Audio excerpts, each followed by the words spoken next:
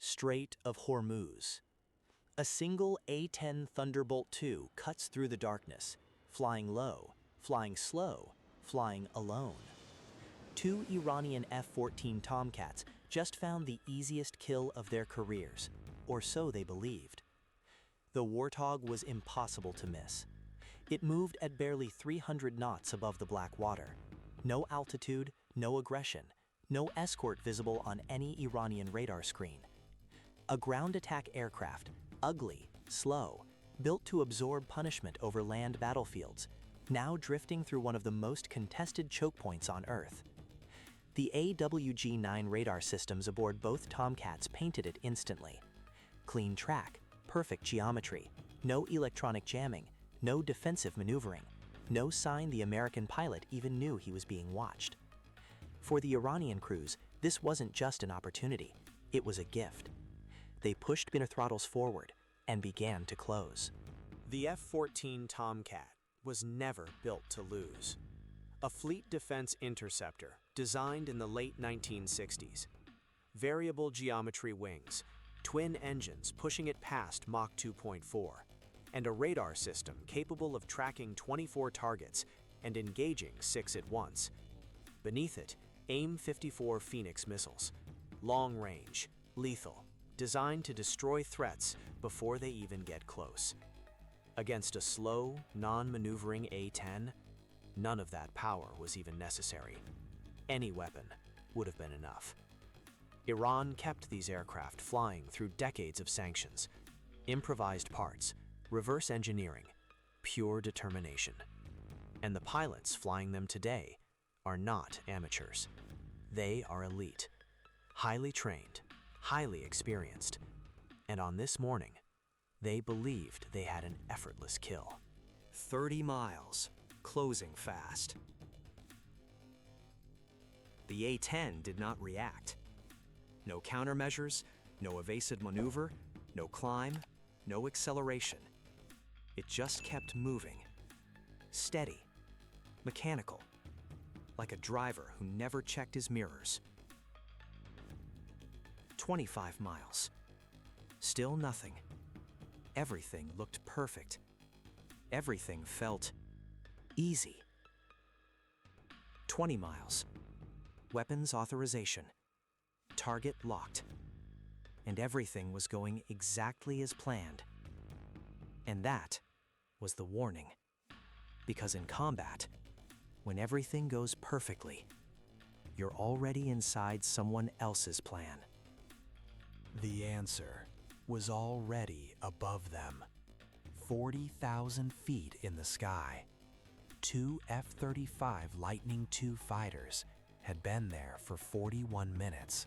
Silent, invisible, undetectable. They didn't leave the airspace. They simply disappeared from it. To Iranian radar, they didn't exist. But they saw everything. Every movement, every signal, every decision. They knew the exact position of both F-14s, their speed, their altitude, their intent. They had the full picture. The A-10 pilot knew it too, because this mission was never what it looked like.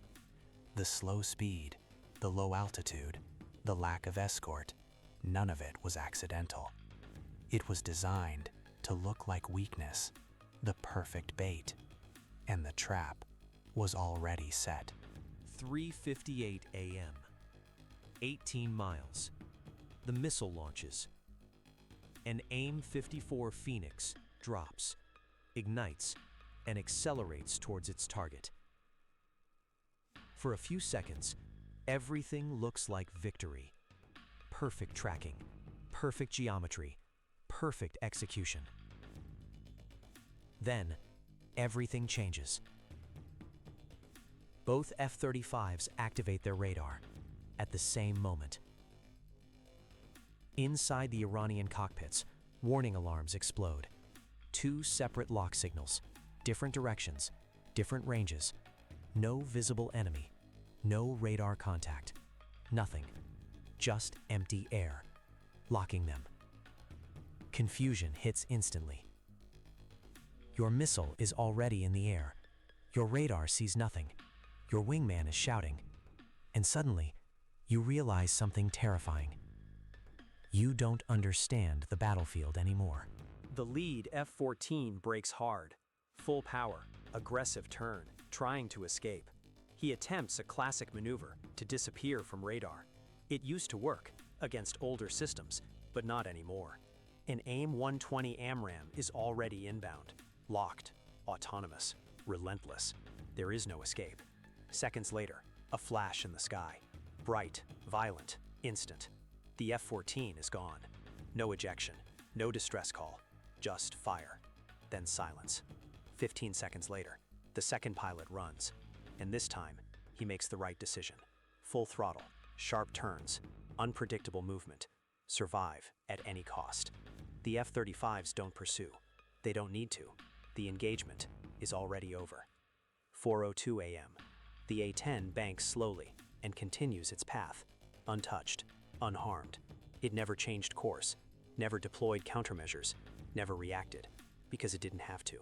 One aircraft destroyed, one escapes, and the target was never in danger. But the real question isn't what happened, it's this. How many times has this already happened without anyone knowing? How many patrols were watched from above by aircraft that never appeared on radar? How many pilots flew through airspace they believed was empty while being tracked the entire time? The answer is uncomfortable. 4:15 a.m. Strait of Hormuz. Back to silence. Ships continue moving. Nothing changes on the surface, but everything has already changed. The F-14 was once the king of the sky, and even today, it remains dangerous. The pilots did everything right, by their doctrine, by their training, by the book. But the problem was the book itself. It was written for a different world, a world where speed mattered, where firepower decided everything, where seeing first meant winning. That world doesn't exist anymore. Today, the real weapon is information, the gap between what you know and what your enemy knows. Whoever controls that gap controls the fight. The F-35 pilots had the full picture from the very beginning. The F-14 pilots never did. They saw a slow target, an easy kill, a perfect opportunity. But it wasn't the truth. It was a trap. The A-10 was the bait. The F-35s were the answer. And by the time the truth became clear, it was already too late.